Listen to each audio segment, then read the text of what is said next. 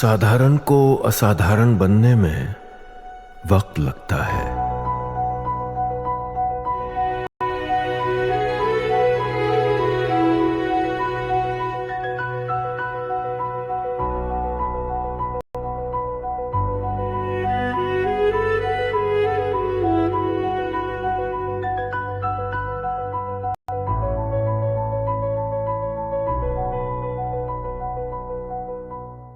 Party हर धर्म को मिलाकर बनाना चाहती है एक हिंदुस्तान। और फैज खान भाई, मैं आपसे पूछना चाहती हूं, अगर यूं ही होता तो फिर 1984 के दंगे क्यों हुए थे? फिर जो दंगे आपने बिहार में, उत्तर प्रदेश में देखे हैं कांग्रेस के राज में, वो क्यों हुए थे? आज अश्विनी जी कह रहे हैं और अखिलेश और राहुल तो भाई भाई हैं, तो फिर वो लड़के आपस में लड़ क्यों गए थे? कभी साइकिल पर, कभी उतर जाते हैं। चल क्या रहा है? ये लड़ाई किस बात की है? बिस्मिल्लाहिर्रहमानिर्रहीम रब्बिश रहली सदरी व यस्सिरली अमरी वहलुल उक़दतम मिन लिसानी यफ़क़हू क़ौली। बिरादरान हिंद, अस्सलाम वालेकुम रहमतुल्लाहि व बरकातहू। भारत माता की जय, जय हिंद। देखिए, सबसे पहले तो इन लोगों ने भारत विभाजन ही करवा दिया था और 1984 में जो सिखों के साथ हुआ हम सब जानते हैं। और इसके साथ साथ समाजवादी पार्टी के जो आदर्श हैं वो राम मनोहर लोहिया जी थे, जो सबसे बड़े आलोचक थे नेहरू जी की नीतियों की। और आज देखिए समय की विडंबना कि ये दोनों एक साथ खड़े हुए हैं। अब मैं अखिलेश यादव जी ने आज जो कृत्य किया है उसके ऊपर आता हूं। नाविका जी, अखिलेश यादव जी मस्जिद गए, धर्मनिरपेक्षता के लाल हो गए। ये मोहम्मद फैज खान, मौलाना उमैर इलियासी, कारी अबरार जमाल, हम लोगों को 22 जनवरी 2024 को राम मंदिर का निमंत्रण था। हम लोग वहां पर गए थे और तमाम धर्मनिरपेक्ष दलों के मुस्लिम नेताओं ने हमें कहा कि ये आरएसएस के दलाल हैं, ये काफिर हैं। क्या धर्मनिरपेक्षता एक तरफा होगी कि अखिलेश यादव मस्जिद चले जाएं तो वो धर्मनिरपेक्षता के लाल हो जाएंगे, और हम मंदिर चले जाएं राम मंदिर तो आरएसएस के दलाल हो जाएंगे? ये कैसी एक तरफा धर्मनिरपेक्षता कि आचार्य प्रमोद कृष्णन कह दें कि नबी जितने तुम्हारे हैं नबी उतने हमारे हैं, अली जितने तुम्हारे हैं अली उतने हमारे हैं, तो वो धर्मनिरपेक्षता हो गई। और मोहम्मद फैज खान कहता है कि भरत के वो बड़े भैया दशरथ के दुलारे हैं, जगत है पूजता जिनको दिलों के जो सहारे हैं, मात्र बस मान कर अपना उन्हें विभाजित ना करना, राम जितने तुम्हारे हैं राम उतने हमारे हैं। बोलिए, ये जो रामपुर के सांसद है और ये जो जियाउर रहमान बर्क हैं कि हम मोहम्मद फैज खान का समर्थन करते हैं, मौलाना उमैर इलियासी का समर्थन करते हैं और खुश हैं कि इस देश की धर्मनिरपेक्षता को बढ़ाने ये सब लोग राम मंदिर की प्राण प्रतिष्ठा में गए थे। नहीं, ये हमको काफिर बोल देंगे। तो ये कैसी एक तरफा धर्मनिरपेक्षता? और मैं बताऊं, मस्जिद का जहां तक प्रश्न है नाविका जी, मस्जिद विशुद्ध इबादत की जगह, मस्जिद के बारे में कहा जाता है वहां दुनियावी बातें नहीं होगी। लेकिन समाजवादी पार्टी के 2 सांसद वहां पर बैठे हुए हैं, समाजवादी पार्टी के मुखिया वहां बैठे हुए हैं, श्रीमती डिंपल यादव जी वहां पर बैठी हुई हैं। वहां कौन सा कलमा पढ़ा जा रहा था? नमाज, कलमा, नमाज, रोजा, हज और ज़कात, 5 इस्लाम के फर्ज हैं, उसमें से कुछ नहीं हो रहा था। विशुद्ध राजनीतिक चर्चा हो रही थी। और आज शिवरात्रि का पवित्र दिन है, माता पार्वती और शिव की आज रात्रि है। मैं किसी पर व्यक्तिगत टिप्पणी नहीं करना चाहता, लेकिन उन्होंने कभी अपना धर्म पालन नहीं किया। माता का सर्वश्रेष्ठ श्रृंगार सिंदूर का होता है, वो श्रृंगार नहीं किया। और पहली और एक बात और मैं कहना चाहता हूं कि गुरुद्वारा हो, मस्जिद हो, मंदिर हो, यह एक सामान्य परंपरा है। महिलाएं अपना सिर ढांक कर जाती हैं, वहां पर भी उनका सिर नहीं ढका हुआ था। अब देखिए, भाजपा अल्पसंख्यक मोर्चा के जो जमाल सिद्दीकी साहब हैं, उन्होंने कहा हम मस्जिद जाएंगे, राष्ट्रगान भी पढ़ेंगे, वंदे मातरम भी करेंगे और बैठ के भी करेंगे। अब आपत्ति होगी राष्ट्रीयता की जब बात होगी तब इनको आपत्ति होगी, लेकिन सियासत की बात होगी तो इनको कोई आपत्ति नहीं होगी। अगर राष्ट्रगान गाया जाए, अगर हमारी देश में राष्ट्र के नारे लगाए जाए मस्जिद में, तब तो आपको आपत्ति नहीं होगी। और ये एक तरफा सेक्युलरिज्म कहां से? जवाब दीजिए फैज खान साहब को। देखिए, फैज खान जी जो बिना सांस लिए इतनी बातें कह गए जल्दी जल्दी, इनका मैं बड़ा स्वागत करता हूं, लेकिन एक सवाल का जवाब दे दीजिएगा जरूर। मेरा बड़ा लाखों रुपए का सवाल है, जितनी ये कवायद पड़ गए इतने सेकंडों में, क्या कभी मुसलमानों पे जब अत्याचार योगी आदित्यनाथ से लेके पूरी भारत सरकार करती है, अभी थोड़ी देर पहले तो मोदी जी गले लगा रहे थे मुसलमानों को, यही दोहरा चरित्र सामने आ गया आपका। रुक जाओ, एक मिनट, बीच में नहीं फैज, फैज खान बीच में नहीं, अभी बहुत सारे सवाल पूछे, उनके जवाब ले लो, इतना याद रखना।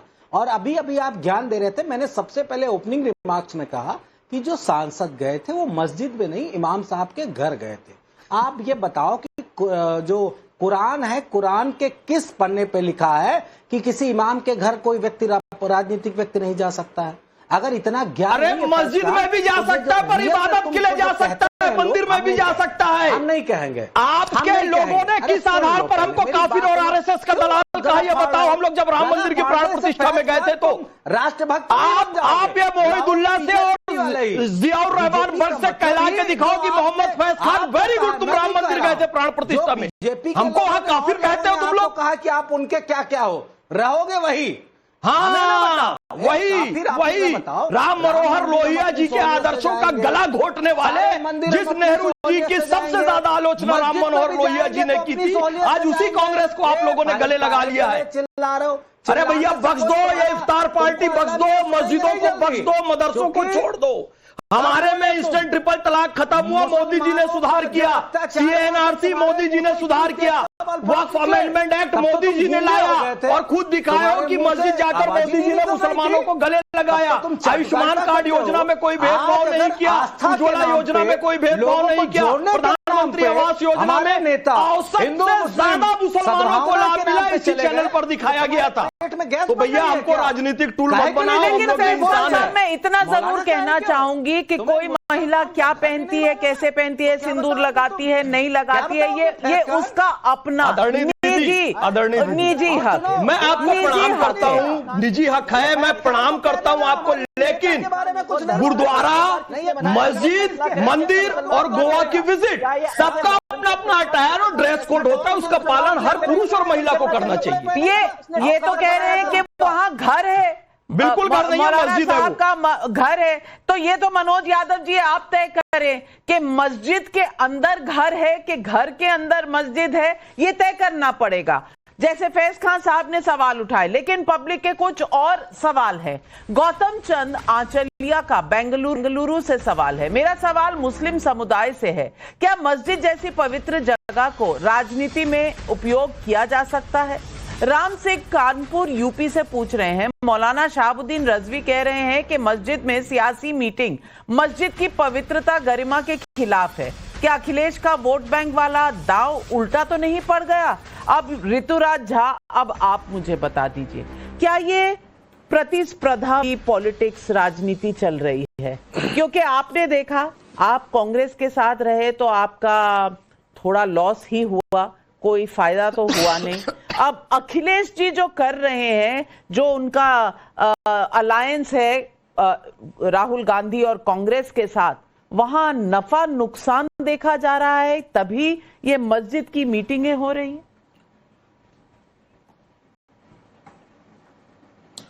नाविका जी, सबसे पहले मैं शुरू करूंगा कि देखो, हम लोग इंडिया अलायंस के पार्ट नहीं हैं, और ये बात हमने पिछले कई महीने में कई बार कहा है। और आपने देखा है कि पिछले कई महीनों के अंदर में हर चुनाव आम आदमी पार्टी ने अपने दम पे लड़ा है, चाहे वो गुजरात का उपचुनाव हो, चाहे वो पंजाब का चुनाव हो, चाहे जहां का भी चुनाव हो। जो लोकसभा चुनाव था केवल इंडिया गठबंधन उसके लिए था, और कांग्रेस से केवल हम लोगों का मतभेद इतना था कि भाई कांग्रेस पार्टी जो है वो सबको साथ लेके नहीं चल पा रही है।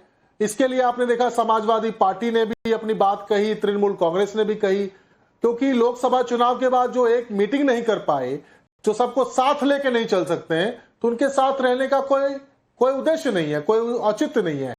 रही बात अभी जो डिबेट का टॉपिक है, आम आदमी पार्टी इस बात को मानती है कि देखिए, भारतीय जनता पार्टी की कोई बपौती नहीं है हिंदू वोट बैंक।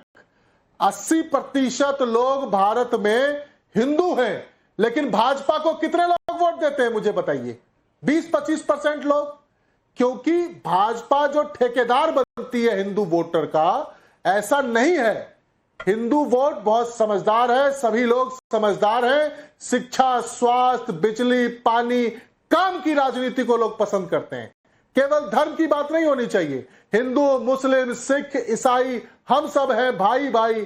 सबको सब जगह जाने का अधिकार है। सबको मंदिर हो, मस्जिद हो, गिरजाघर हो, गुरुद्वारा हो, जाते हैं भाई, मत्था टेकते हैं गुरुद्वारा के अंदर में, जाते हैं हम लोग गोल्डन टेम्पल, मत्था टेकते हैं, प्रसाद भी खाते हैं, सेवा भी करते हैं, और सबके बारे में जानना भी चाहिए, सब धर्म का सम्मान करना चाहिए। यही हमारा संविधान बताता है, यही मानवता की बात करता है। आम आदमी पार्टी सबसे ज्यादा इंसानियत में यकीन करती है, और इंसानियत से बड़ा कोई धर्म नहीं है। हर किसी का सम्मान करती है, हर किसी की बात करती है, हर किसी के हक और अधिकार की बात करती है, हर नहीं, बहुत बात करती है, लेकिन चुनाव इस वक्त आपके साथ नहीं जा रहे। लेकिन राकेश सिन्हा जी, अब आम